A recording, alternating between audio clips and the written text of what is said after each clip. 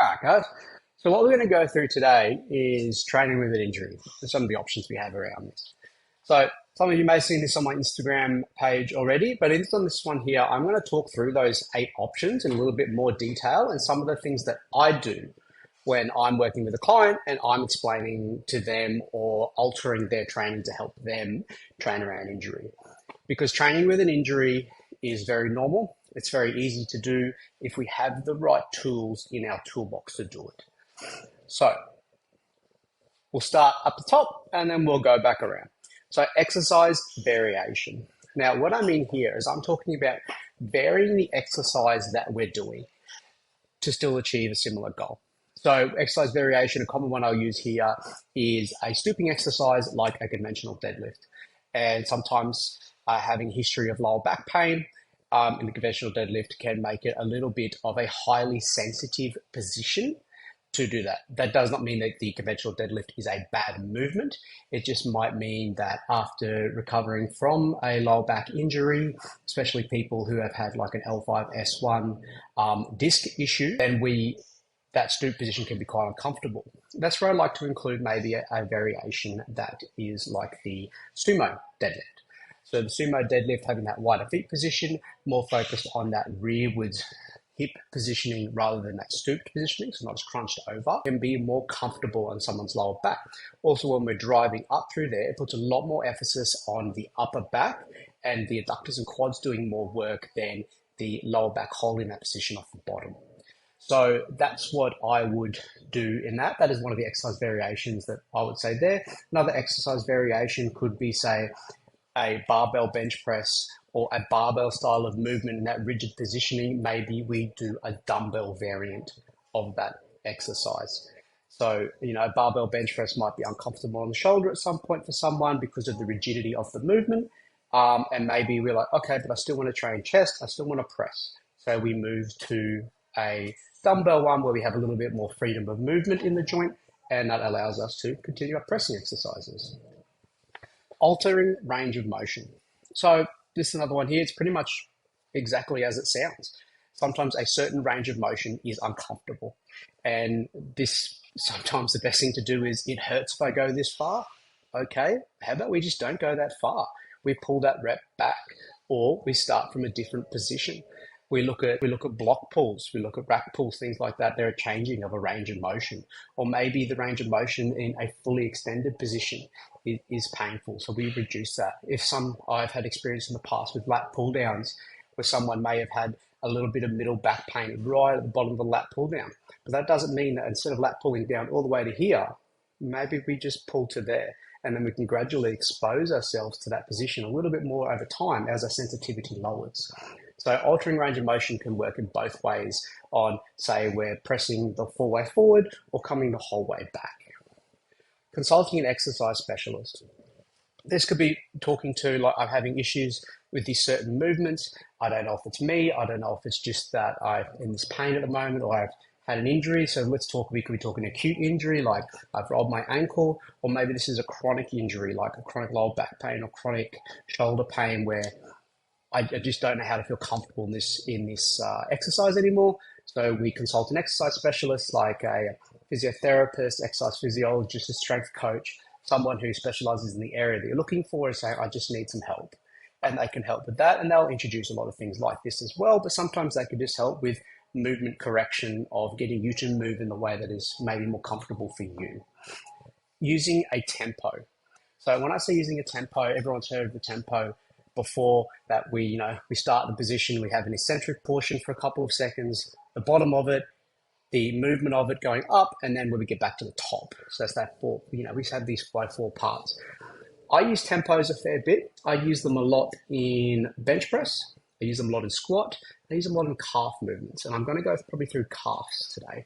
So when I give people calf raises and that, I get told that sometimes they end up with a lot of strain in the calf.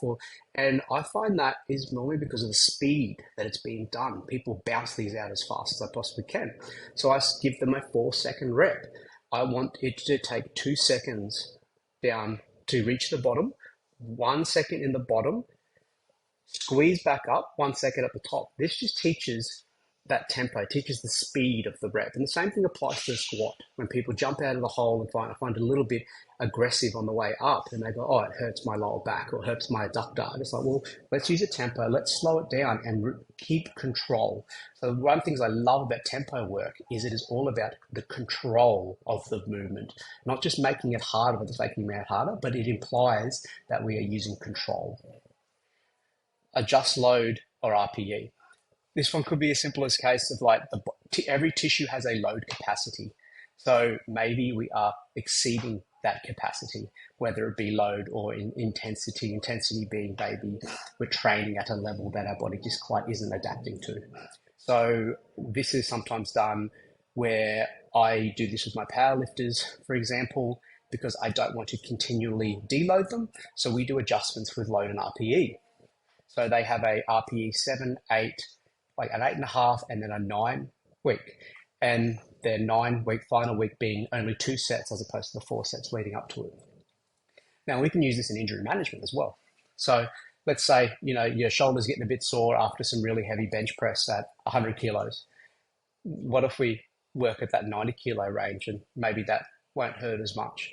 Or maybe if things are feeling a bit inflamed or we've got a little bit of a niggle in the elbow or the knee, how about we reduce that RPE, that rate of perceived effort? So instead of training at that 9 out of 10, why don't we pull it back to 7 out of 10? We're still training at a higher level, but training at a level that maybe our body can kind of handle at the moment. Training other muscle groups. This one might be a simple case of my knee's a bit flogged out this week, boss. Maybe we incorporate another upper day. Maybe we hit some arms, bit of gun show for the week. Just give that muscle group a rest for a little bit, and then we can kind of get back to it. Maybe it's holding a bit of inflammation. Maybe it just needs that day off. Incorporating a deload. So deloads have come in many cases, and I have a post all about deloads on my Instagram where we have different ways we can deload. So deloading just is a structured break from training, and how we use that break changes on the person. I myself have what I call full system deloads. And this is what works well for me, is that I will take 4 days off the gym completely, where I still hit my reps, I still hit my nutrition, but I don't train at all. And I find it brings down my inflammation, and my muscles absolutely love it. And I physically, mentally respond to these fantastically. Some people don't. Some people like to incorporate more of a traditional deload or maybe a devolume style where we go through and we just do 2 sets of everything at about a 70% capacity. So we're still moving, the body's still doing stuff, but you just feel like you're doing half a session. It's a little bit weird. You feel like you're just getting started and that's it. And some people, this helps push the blood through, helps them mentally because they're still training, they're still moving, but they're just moving in a way that's meaningful, but not overloading. A deloading phase could be, and this is maybe for people in that higher end, is that they maybe keep the intensity quite high and they hit some big numbers, but their volume again is once again greatly reduced. So they might just go for 1 set of a high number and then that's it. That's all they're doing. Or then instead of that high number where they've been hitting these ridiculous loads, they just chase 60 to 70%. So instead of, we can use nice round figures here. So say they're doing 100 kilo deadlifts and that's their maximal efforts. Well, what do you pull that to 70 kilos for that same rep scheme and the same volume scheme? We've just reduced the load to give the body a bit of a break. Changing in training style. This here to me could mean, well, maybe we're doing a lot of strength-based work, a lot of really peak strength work. Maybe we attack a volume phase for 6 weeks and we bring the load down and keep the volume up. Or vice versa. Maybe we've been hitting a shitload of volume. Maybe we work some more to peak strength and we let the body calm down a little bit from the amount of volume we've been moving and taper it down to more of a strength-based approach. Or maybe we move away from being so aggressive in the gym, in the actual plates, on the bar, and we move towards conditioning phase or a power phase. And we start incorporation some Olympic style lifts, things like that. So we can change a training style to suit an injury. For an example, how that might work is, I know some people where they might be a little bit inflammatory they've got some inflammatory nerve issues in their arms, and sometimes peak strength is not something that's great for them. So we've moved them to more of a conditioning style where they do 3 full body sessions a week and they do a little bit more on that. aerobic threshold work on the bikes and stuff like that. And it's not as inflammatory for their nerve conditions, but they're still getting their training done. And this has made a massive difference to how they've responded to training and to their injuries. I hope you enjoyed this. I hope you can get something from this. There will be a written up version in the email as well as through the Loom video.